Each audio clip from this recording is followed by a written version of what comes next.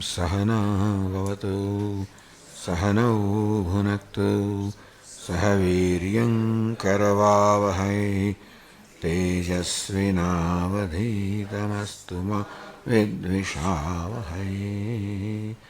ॐ शान्ति शान्ति शान्तिः।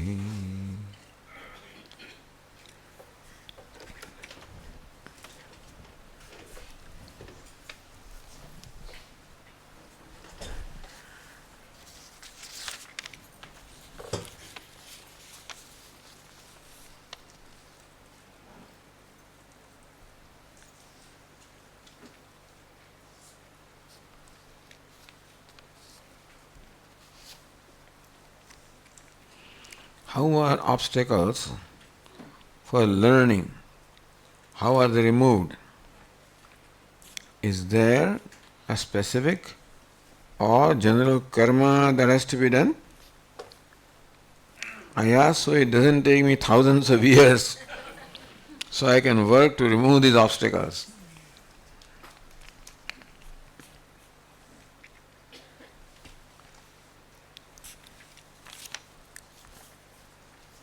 Basically, the spirit of serving, giving, contributing, that is a way to remove the impurities of the mind. Because what we call impurities, raga-dveshas, primarily arise from self-centeredness, which arises from insecurity, which arises from ignorance. So ignorance of the self makes me feel limited, that creates insecurity in me, and that creates, to protect myself, raga-dveshas.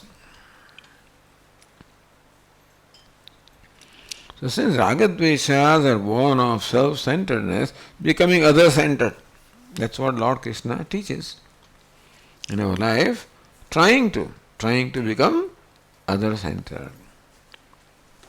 Is our Puja Swami used to say, whenever anybody comes before me, my first thought is, how can I be useful to this person? So trying to be, not that easy, but trying to be useful. Trying to have a spirit of serving, offering, within practical limits. To be done, every value is to be followed wisely. Meaning that within your own mind you want to serve, but outwardly if you declare that I am here to serve, then that may or may not work. One businessman, he was a follower of Vedanta, Karma Yoga. So he thought that we should make efforts but not worry about the profit, etc. But don't say this to your employees. Otherwise they don't have Karma Yoga spirit, but they won't worry about the outcome. But they should. So our values and intentions should be kept to ourselves and try to follow them as best as you can. And prayers, of course. So offering karma to Ishvara in whatever form it is and worshipping Ishvara, praying to Ishvara. The raga-dveshas are removed by the grace of Ishvara. So by serving Ishvara in whatever form I can, where puja, chanting, all of this is part of it, worshipping Ishvara, prayers to Ishvara, all of these are the means of purification of mind. More of Ishvara, less of I.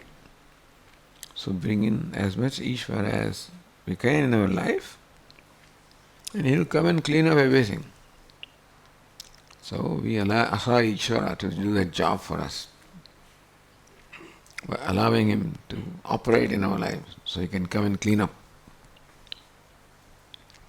The clean-up job is all right for Ishvara.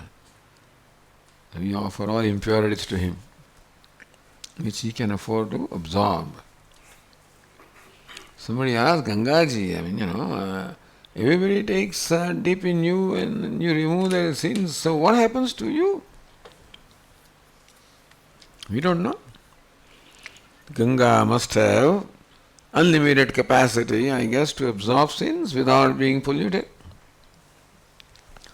Although the answer is that when the saints take dip in me, then I give all my sins to them. They absorb my sins, sadhus. But Ishvara can afford to absorb the sins, impurities. So that's the way Lord Krishna shows in the Bhagavad Gita. Worship of Ishvara through our karma. Swakarma tamabhyarcha siddhim vindati manavaha. Tam Ishvaram, worshipping Ishvara with one's own karma, with one's own duty. That is the means of purification of mind. So you do what you are doing. All that needs, if at all, needs to change is the spirit. Lord Krishna says, Yat karoshi, yadashnasi, yad juhoshi, dadasi yat, yat tapassasi kaunteya, tat kurushva madarpanam. So yajna, dana, tapaha, these three are considered to be the duties that everybody should perform. Yajna means worshipping Ishvara in one form or the other. Dana means charity towards other members of society who are not as privileged as you are. And tapasya, austerity at one's own level, minimizing one's own demand. Minimizing one's consumption, contributing as much as you can, and worshipping Ishvara. Yajna, dana, tapaha. These three are said to be the duties that everybody should perform. Yajna, dana, tapah, karma, natyajyam karyameva tat. Lord Krishna says these three should not be given up. Yajna, dana, tapaha. Yajna, worshipping Ishvara. Dana, charity. Tapaha, austerity. Natyajyam, that should never be given up. Karyameva, that it must be done. Yajno, danam, tapasseva, pavanani manishinam. Because these three are the means of purification of mind. Etanyavidu karmani sangam tyaktva phalani cha. Even this yajna, dana, tapaha, karma should perform with no expectation of reward. With as much humility as possible. While performing action, humility that it is by Ishvara's grace that I am doing, as far as the outcome is concerned, that is not the motivating factor for me, and so outcome is not a part of my calculation or consideration. So that's how the so-called attachment is that when we do something, usually there is always an expectation of some reward. That is given. So that's natural, by default. When we do something, there is an expectation of some reward. Even if it is not outward physical reward in terms of somebody should appreciate what I did.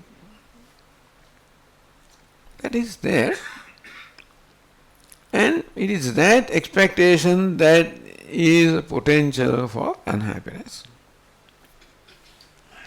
When you feel unhappy after doing something, that is because our expectation is not fulfilled. To have expectation is natural, nobody is free from that. But all we can say is that all pain comes from unfulfilled expectations. When my desire is not fulfilled, expectation is not fulfilled, I feel unhappy. So to become free from unhappiness, Give up expectation. That's what Lord Krishna teaches.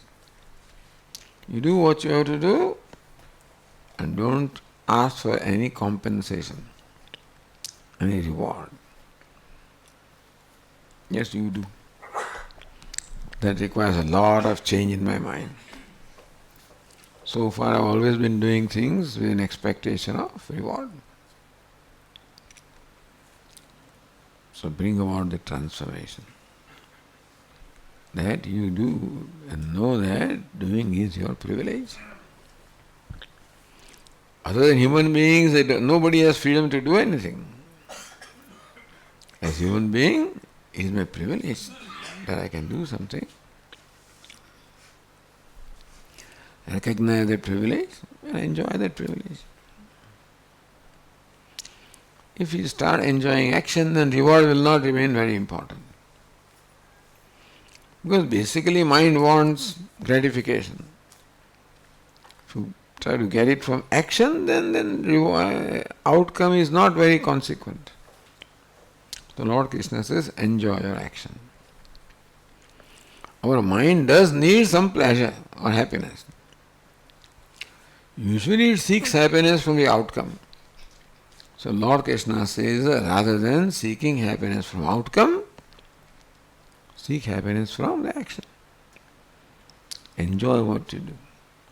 Why it's all same drudgery, same washing clothes and same cooking and same drive. How can you enjoy that? It's very monotonous work, same thing every day. Swami used to give example. One traffic policeman, same thing he has to do, morning till evening. Very boring job. So it turned it into a dance.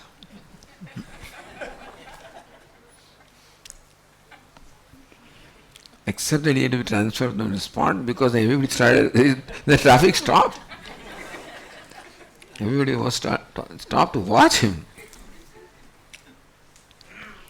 That's how even a very monotonous job can be turned into something which you can enjoy. Use our creativity. Because almost everybody has the same thing, every day, same routine.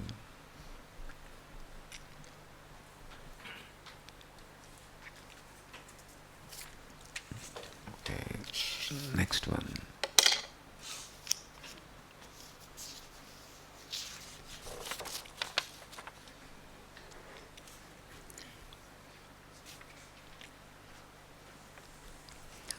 So what is the meaning of word samadhi? And what is the savikalpa samadhi and nirvikalpa samadhi? Can nididhyasanam be called also savikalpa samadhi? Answer is yes. Samadhi, samadhanam,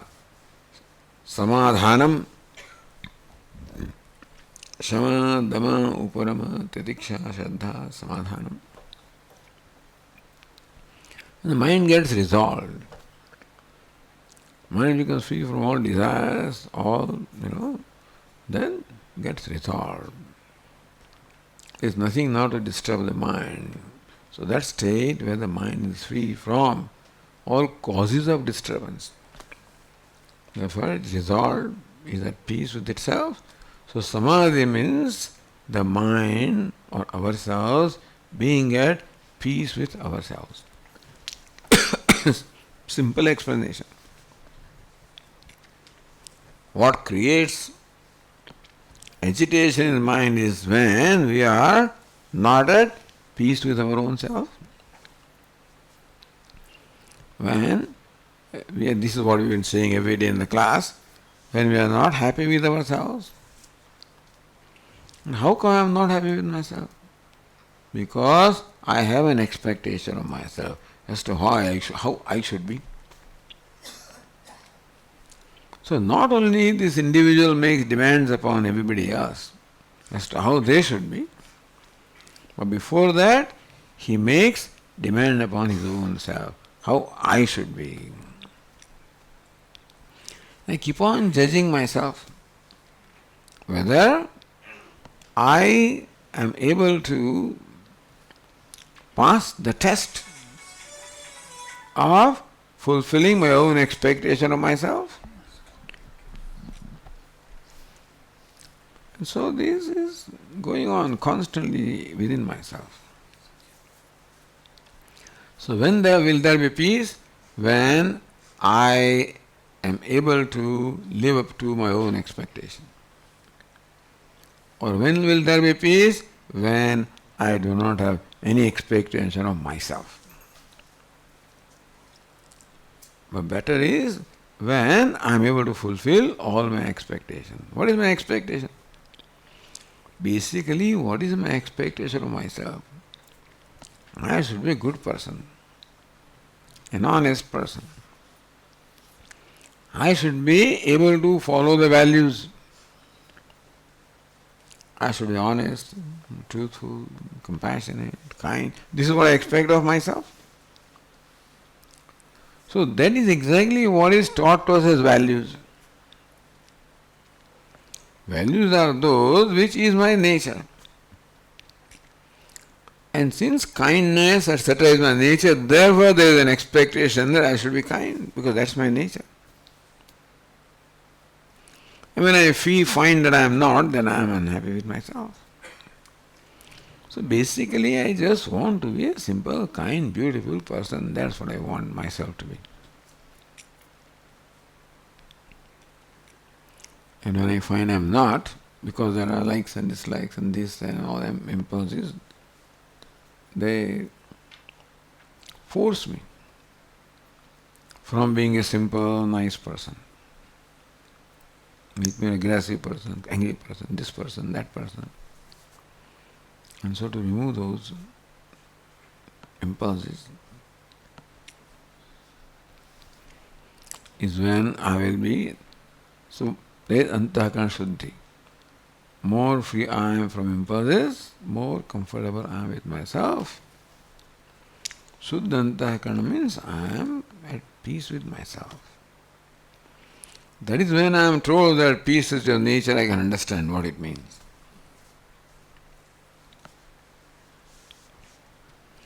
So when I am totally at peace with myself, samadhi.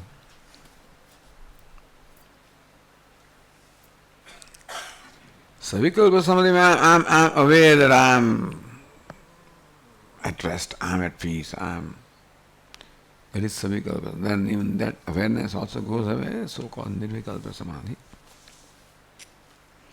One thing leads to the other. Savikalpa samadhi, a practice for a length of time, leads to nirvikalpa samadhi, means an effortless samadhi. I have to make an effort to make my mind quiet, then some effort is involved. Ultimately, a time comes when, without effort,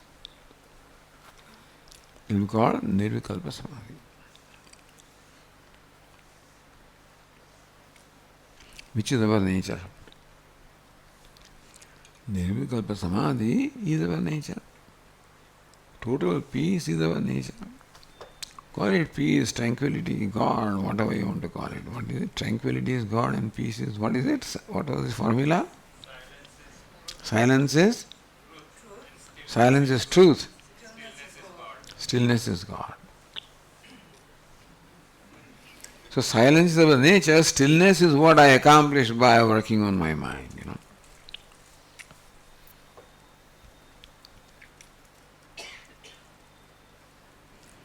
Meaning that the samadhi is just the natural state of the mind.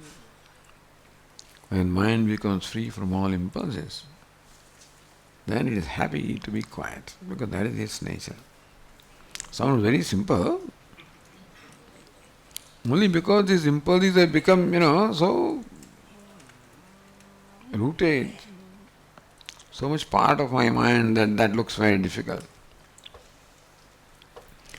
But we keep on working on them with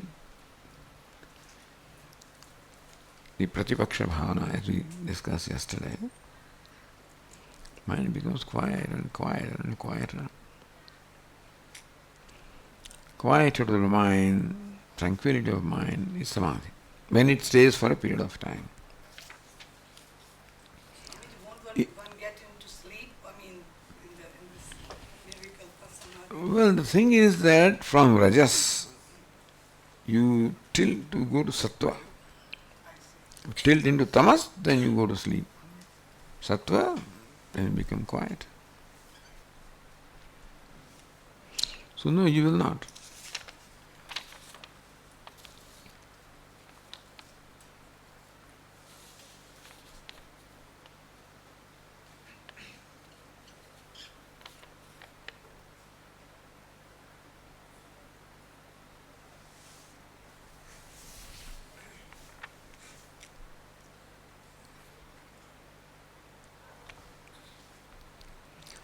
When meditating, one can experience a witness or sakshi. Is this witness similar to consciousness or Atma? You don't experience witness, you become witness.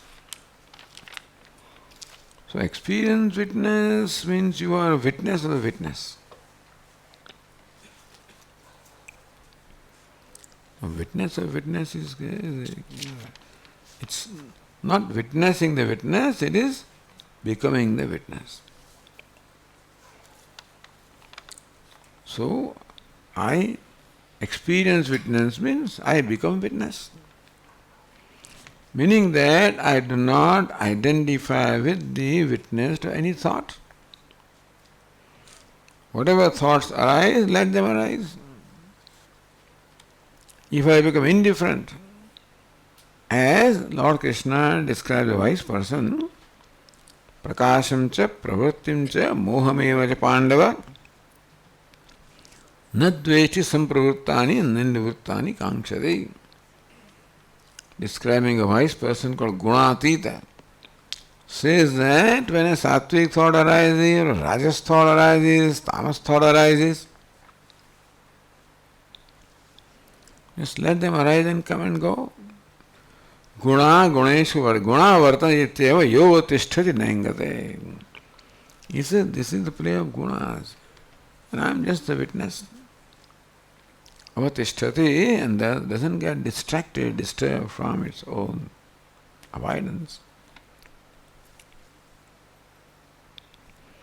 So this is what, that I am the witness of the thoughts, trying to be as indifferent to the thoughts as possible. What is meant by being indifferent, it doesn't matter what the thought comes. So we have sometimes preference for thoughts also. I don't like certain things and I like certain things. But then,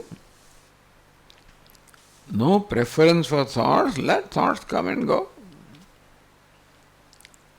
If I can be as indifferent to the thoughts, then I become a witness to the thoughts.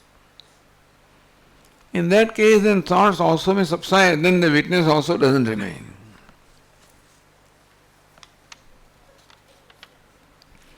So what's the goal of meditation? So this is how our Puja Swamiji used to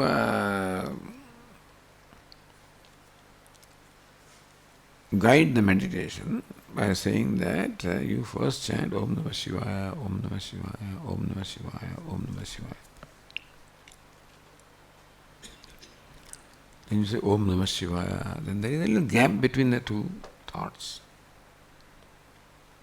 Om Namah Shivaya, a gap or silence. Mantra, silence. Mantra, silence. Then you shift your attention. Silence, mantra, silence, mantra, silence, mantra. Then silence, silence, silence, silence. So the goal of meditation depends on what you want, but if you want, then one is that you are the witness, silent witness of the silence. So silent witness I am, and silent witness is silent conscious witness I am. So consciousness I am. To see myself as consciousness, to become consciousness, ultimate goal of meditation for the Vedantin. Chidananda Rupa Shivoham Shivoham.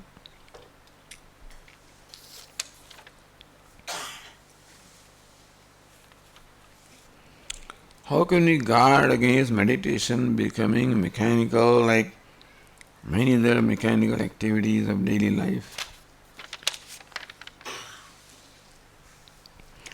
Depends on what you mean by meditation.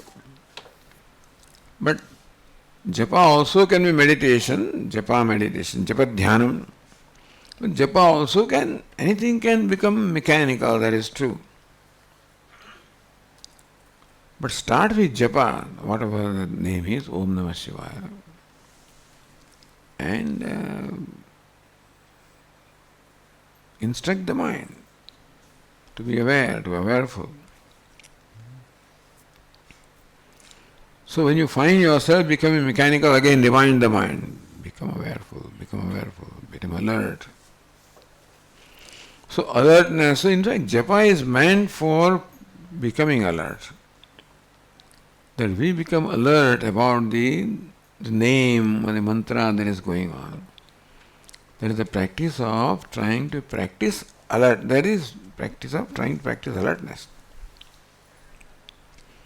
So japa is meant to help us become free from mechanical, but japa itself can become mechanical if you are doing it in a routine. Hanuman Chalisa also, Sri Guru Charana Saroj Raya, then Nasaya Roga Hare Sapira, then toward the last line, then you realize that okay, Hanuman Chalisa is going on. First line you are aware, in between you become aware, and then at the end of it you realize it's all over.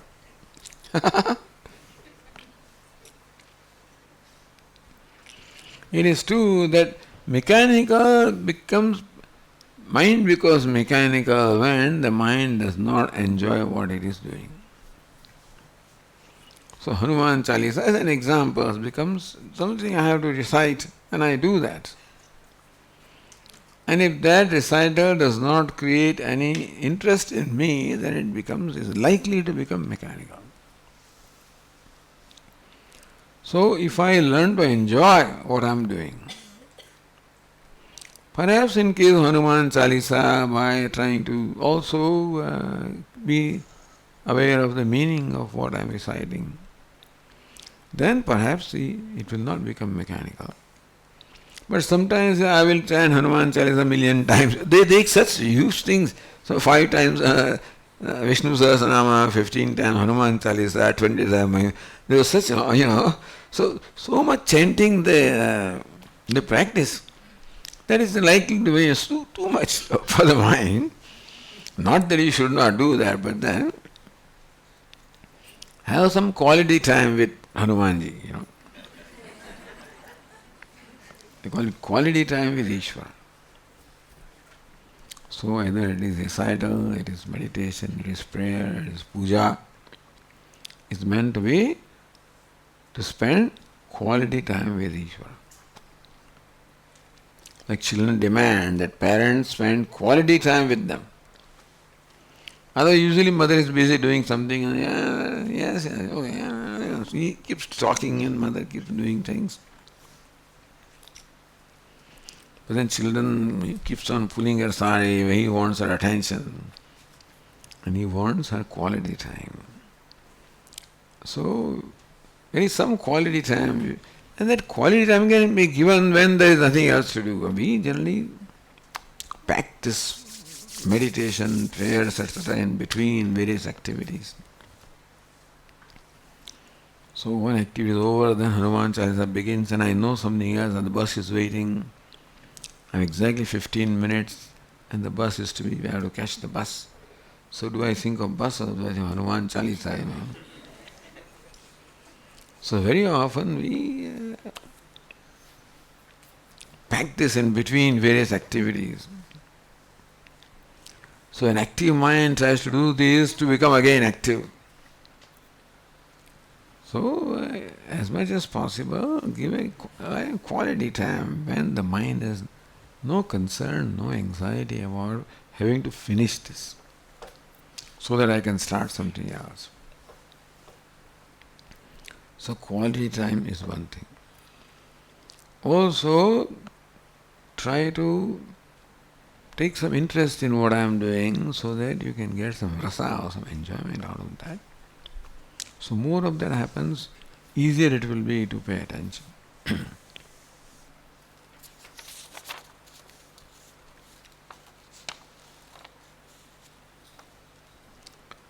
Shravana, Chintana, Manana, Nididhyasana.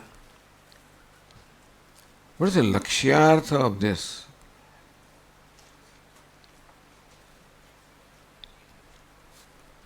No, every word does not have a lakshyartha necessarily. As long as the vachyartha or the direct meaning of the word fits into the context, you do not go for lakshyartha. You always, first of all, understand vachyartha or a direct meaning. The Vedantins will look for lakshyartha. Swami says, bring water. I told you in the class, bring water. So what does Swami mean? He says water, but I don't think he needs water. So in lakshyartha, you go for lakshyartha or something like that. Maybe he needs coffee or something. Then you bring coffee after 15, then he's thirsty. So everything does not, usually lakshyartha is not to be used, vachyartha. First, we should use only direct meaning of the word. Only when the direct meaning of the word does not fit in the context, then only you go for an implied meaning of lakshyartha, not otherwise. Otherwise you can't communicate, Every time you say, Swami, you come here, so what is lakshyartha? In lakshyartha, nothing, no vyavahara can take place. So first thing that we take is the vachyartha. When it does not fit, then you think of lakshyartha or something. But always use vachyartha, don't use lakshyartha. As best as possible. Otherwise communication becomes difficult. Because then somebody has to, double guess you. What is it? He said this, but what does it mean? And then when you make it a habit, then people will never understand us, So lakshyartha is for scriptures, not for, not even a day-to-day communication, as much as possible. It is best to communicate vachyartha, direct meaning. Then communication can take place. It's all right for Prajapati to say, Yesha kshani purushaha sa atma idamrutam abhayam etad brahma akshani purushaha. Keeps on going forever, And before he realizes one who is swapna, what is it, mahimana, swapna charati, something like that. It's all right for Upanishads, but not for our day-to-day vyavahara.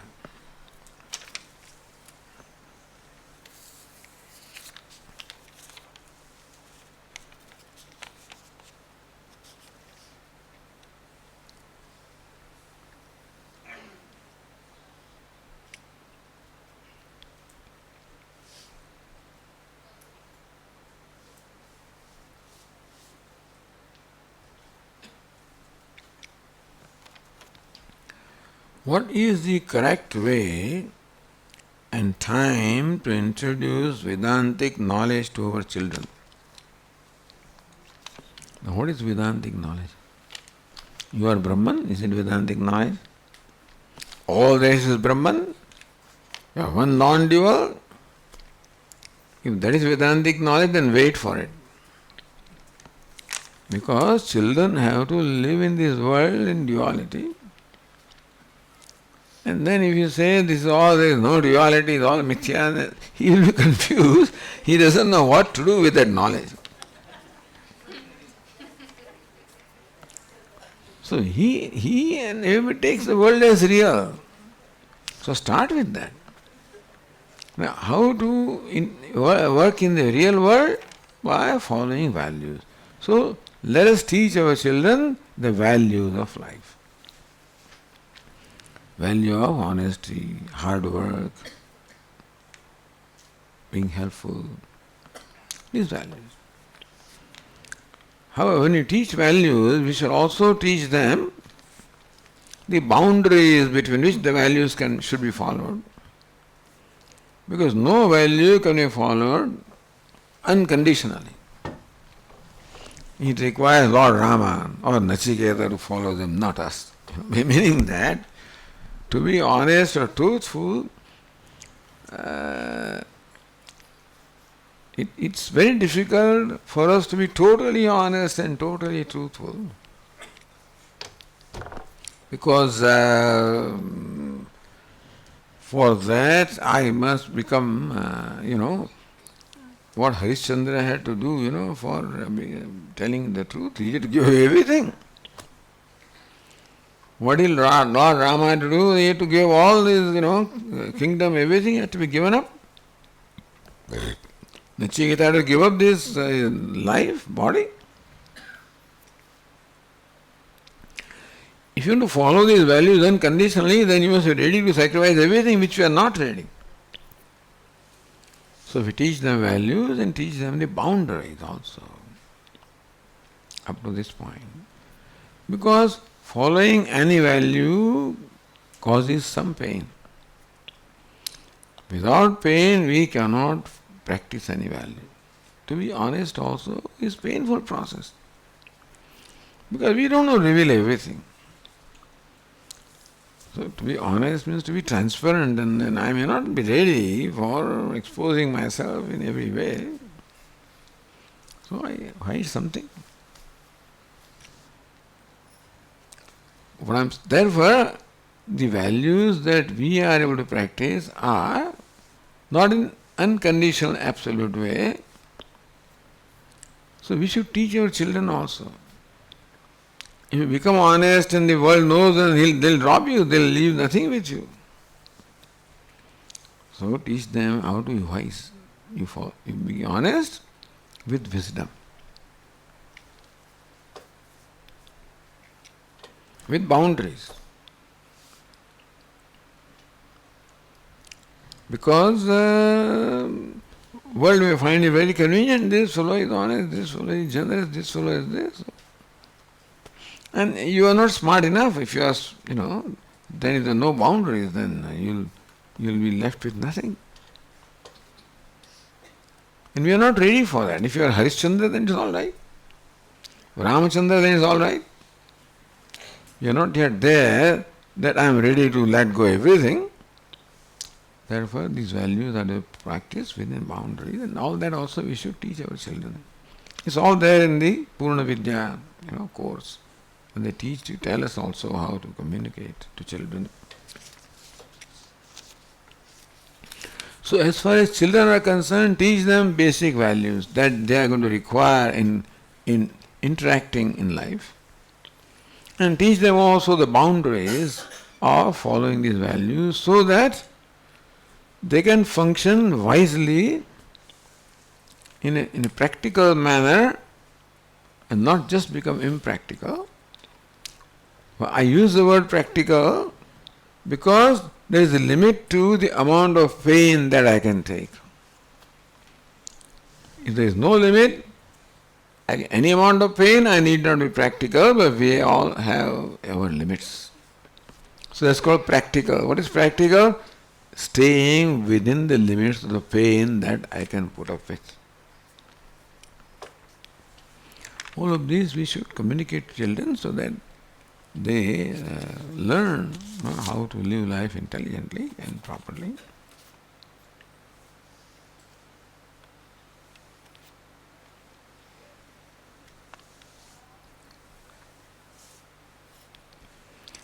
If I consider world as mithya, my response to a situation will certainly be controlled.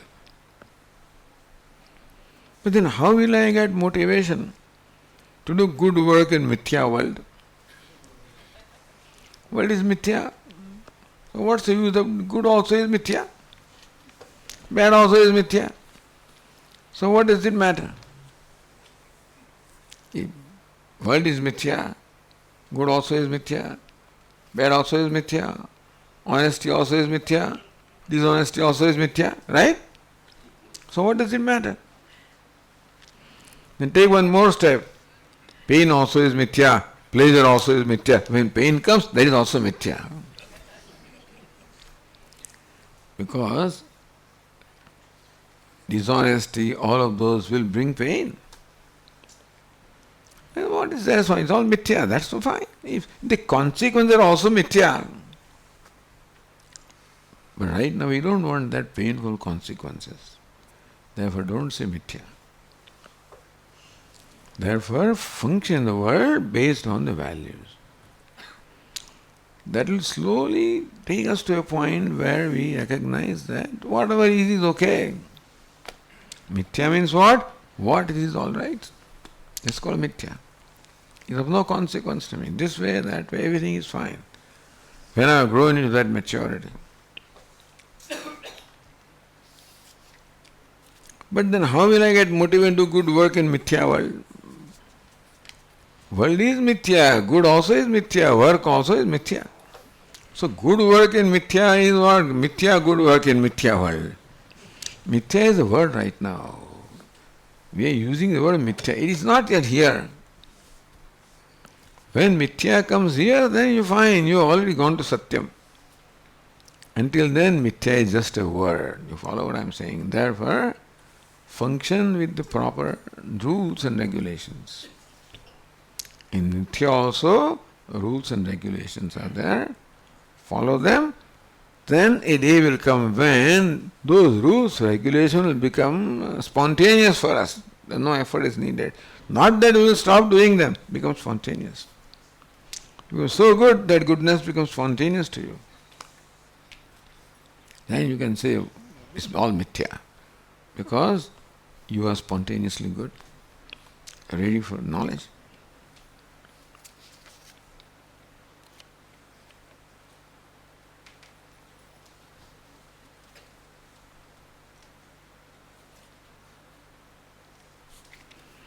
Is mithya world best explained by a dream example or pot clay example?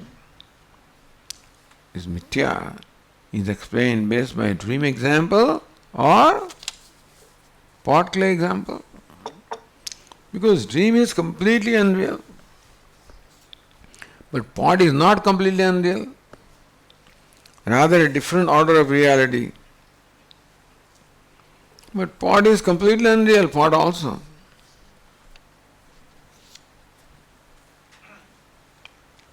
So what is pot in what I am holding in my hand? What is pot? No, clay. See, before this was created, there was a lump of clay, right? So you know what clay is. Now that lump of clay is transformed into a pot. So clay has remained as it is it not so? Before making the pot, you saw and therefore recognized what clay is. When the pot is made, then also recognize this clay. So clay is clay. Clay has remained unchanged. Is that right? When you make a pot, the clay has remained unchanged. So then what has been created? What has changed? Name and form. So what is pot? Name and form. So where is pot? What is pot?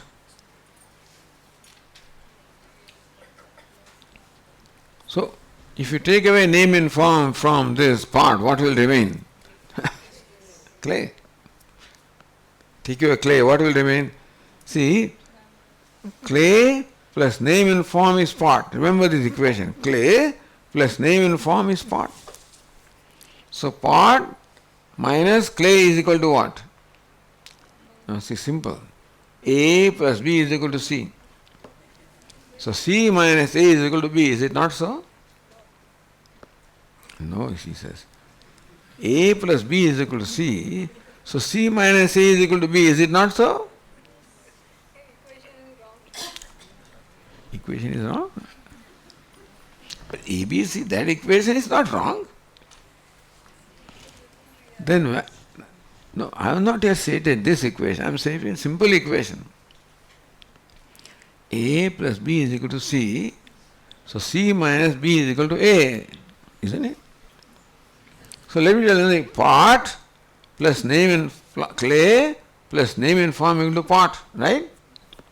Clay plus name and form is equal to pot. Is it so or not? Because what did we add?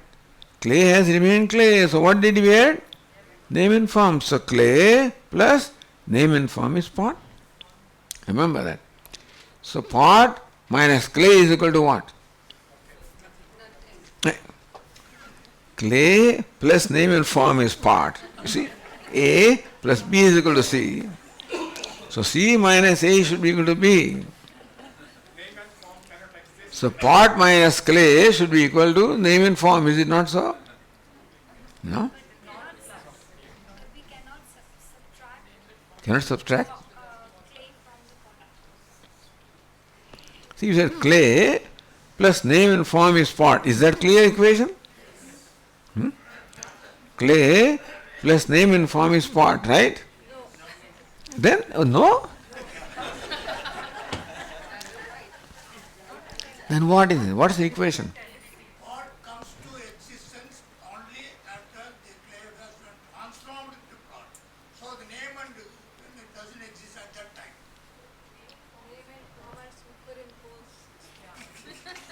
It's not equal to A plus B is equal to C. It's not the equation in this case. No?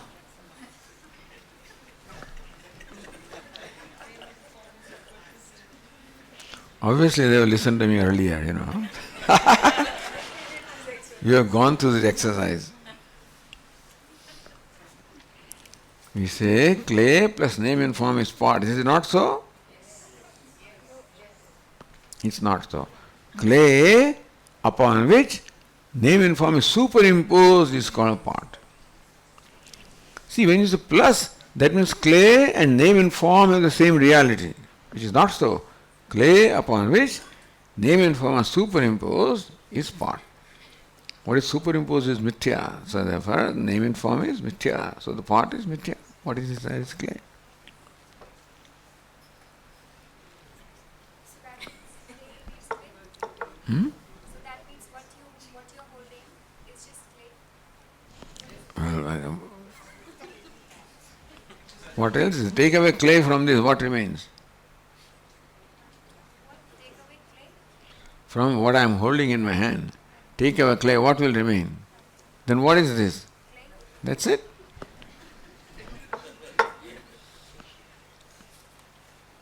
So please bring clay. So what will you bring?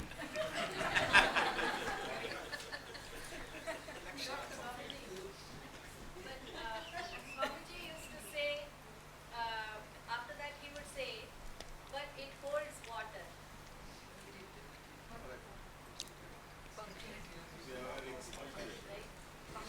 So Vedantins are very clever in saying pot is mithya, mithya, but then if they want to fill up water, they'll need pot. Clay is not enough, isn't it?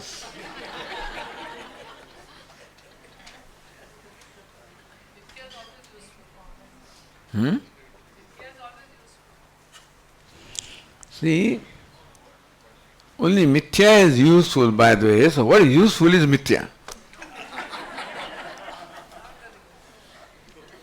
So pot is useful, therefore it is mithya. Clay is not useful, so it is satyam.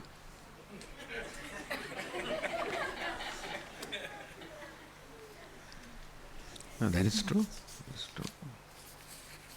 All right, very good.